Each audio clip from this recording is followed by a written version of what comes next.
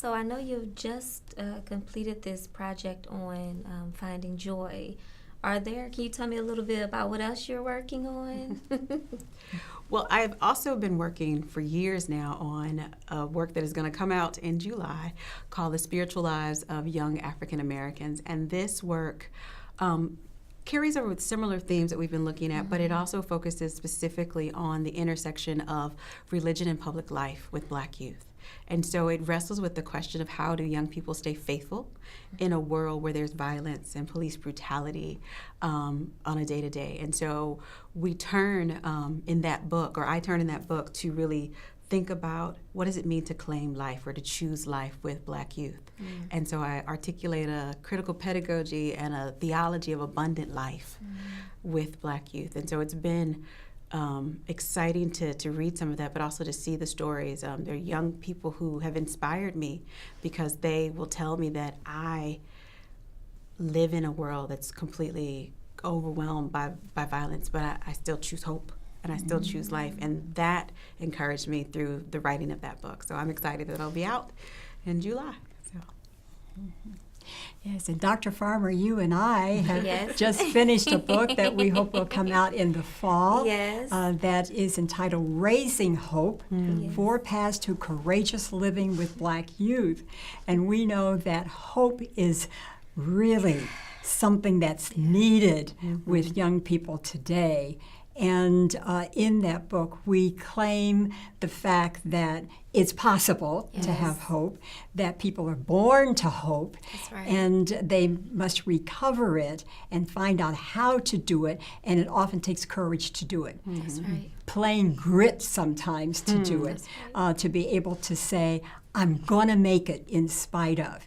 And in that book, you can talk about the curriculum, because there is a curriculum that constitutes the 4 paths to courageous living.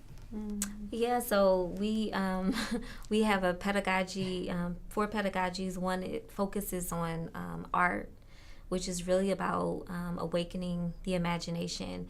It provides space for creative truth-telling, but not just to stay at creative truth-telling, but to move into spaces where you can transform space and transform one's future.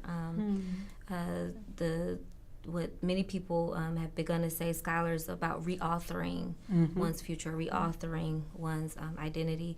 We also talk about a pathway of enrichment with a pedagogy of exposure, where youth are bridged to opportunities, that youth are bridged basically to opportunities to have access through cultural enrichment, through spiritual enrichment, through emotional enrichment, where it's creating space in their lives, but really creating opportunities for capital, social capital, so that they can succeed in the world.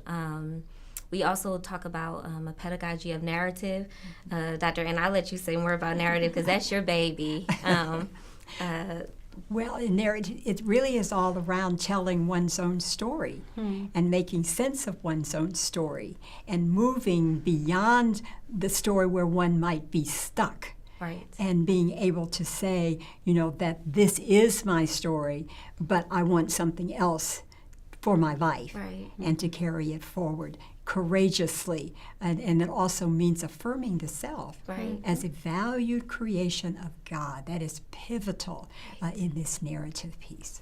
And then the final one we talk about is conflict transformation pedagogy, where we talk a little bit about lament, as you've named, just the importance of lament being a starting place, but also we talk about forgiveness, because sometimes people don't talk about forgiveness when they're talking about conflict transformation, but just how important being able to forgive and enter into that process is for young people as well.